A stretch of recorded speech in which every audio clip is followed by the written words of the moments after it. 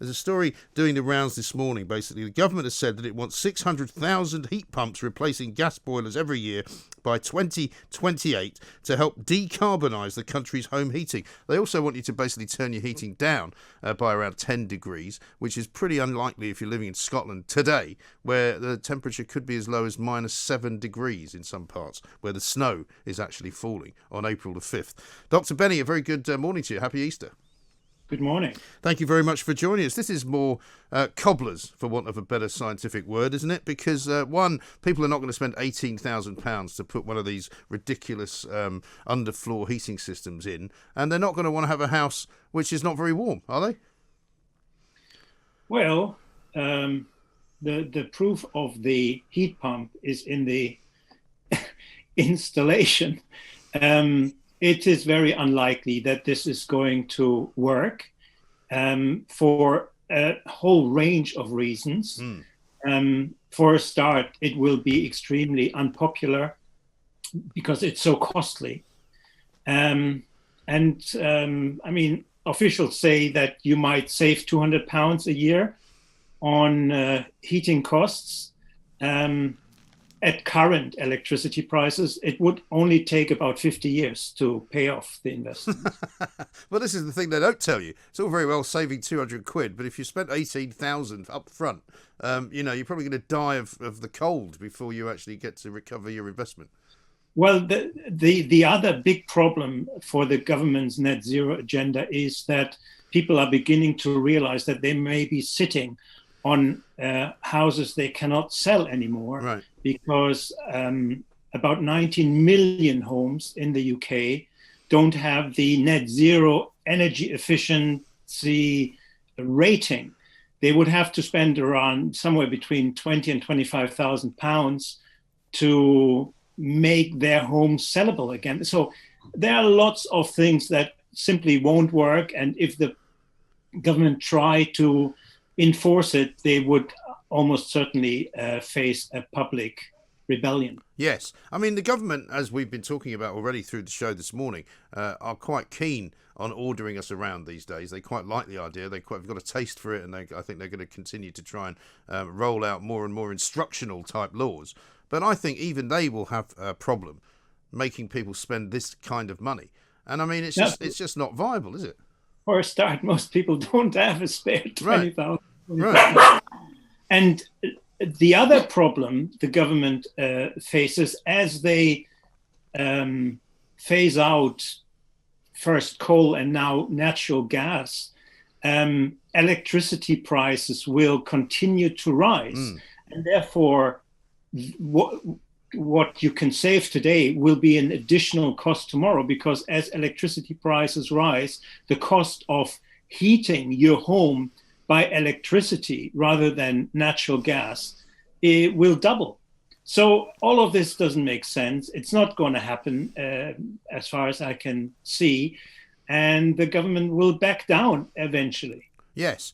And why is it that they've got this mad obsession? Because, I really don't believe that Boris Johnson cares about the future environment of this world. I really don't believe that he cares about, making this country into some kind of green paradise which leads the world. I just don't really understand it. Well, I guess he doesn't fully understand the complexities of net zero. All the easy bits of decarbonization, closing old power plants, moving a lot of production to China and other Asian countries so that we can claim we are emitting less CO2 by simply importing the stuff we used to produce. Yes. So this has just been, exported to other countries. But that all the easy bits have been done. Now the net zero decarbonization is a utopian or dystopian pipe dream that is simply impossible, other than in a dictatorship, is impossible to enforce. Right. Because you have to basically rip out all your gas heating, your gas boiler. You have to insulate your home from top to bottom. You have to spend tens of thousands of pounds, and people simply can't afford that. Well, they simply can't afford it, one, but also they have no real reason to do it, because if you want to do that, you surely have to incentivize it, one. But also many people's homes are not terribly well insulated, right? And that's another thing they'd have to spend money on fixing. Absolutely. Absolutely.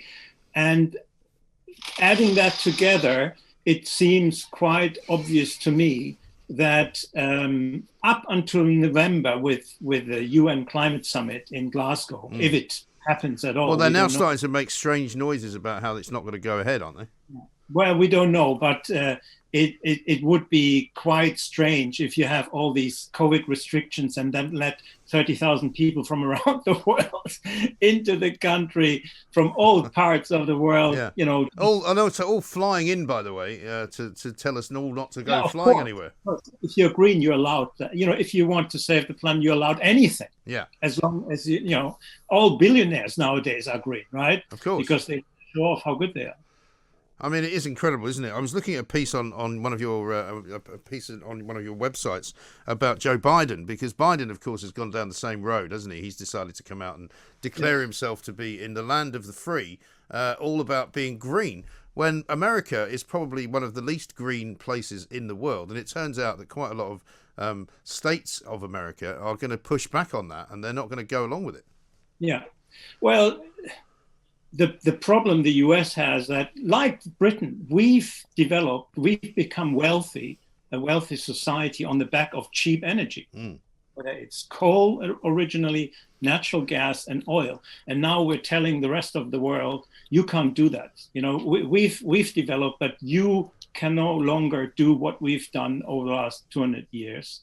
And of course, that caused all sorts of problems. Like Imran Khan, the Prime Minister of Pakistan, said, unless the West coughs out $400 billion per year to transfer to the developing world, COP26 will be a failure. So all these problems are piling up now, and I think the government still doesn't realize that this is a utopian pipe dream that simply won't be accepted by the vast majority of people once the hurt, the pain is felt. Yes. Well, it's like all these bogus polls that they do, Would you be willing to drive an electric car if it saved the planet? Everybody's going to go, oh, yes, of course. But when you get told that you're going to have to spend an extra 25 grand on that car, you're not going to be quite so keen.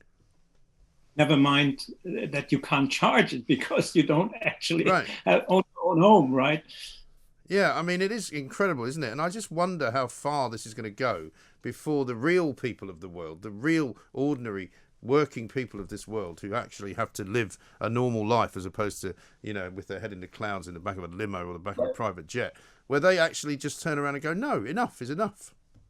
Well, that's the big question, because, as you said, when asked, everyone will say, of course, we're concerned about climate change. And of course, we want to do our bit to make, to reduce CO2 emissions. But when you ask them, how much would you be, prepared to spend?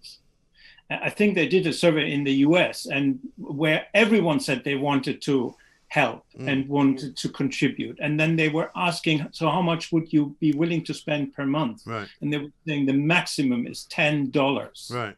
Yeah, not So $10,000. This is the discrepancy between the perception and the reality. Once you ask people, how much do you want to, or how much can you afford to spend to decarbonize, the reality sinks in.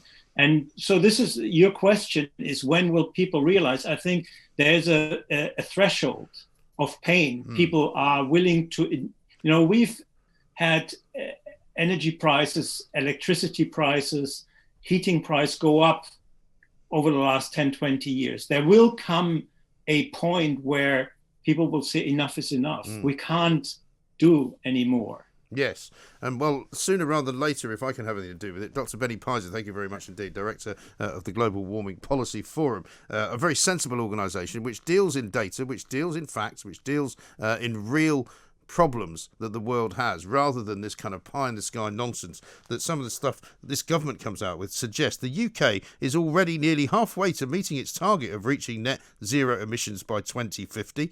But that's largely been done by phasing out coal-fired power plants. So now we're at this point where they can't really do anything else unless they start changing our way of life, until they start changing. When you start hearing people talking about, oh, why don't we have these local cities, where everything's within 15 minutes walk or a 15-minute cycle ride?